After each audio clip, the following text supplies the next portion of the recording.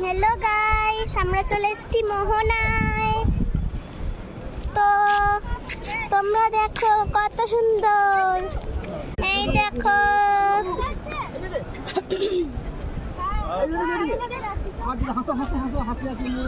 কি সুন্দর সমুদ্র, এই দেখো কত ঢেউ। আবার অব্দি যাবে, চলে যাই, চলো হাঁটতে হাঁটতে যাই।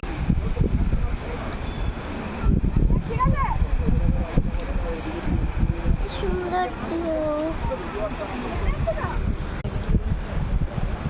নিজেকে পরে নিজের দিকে করে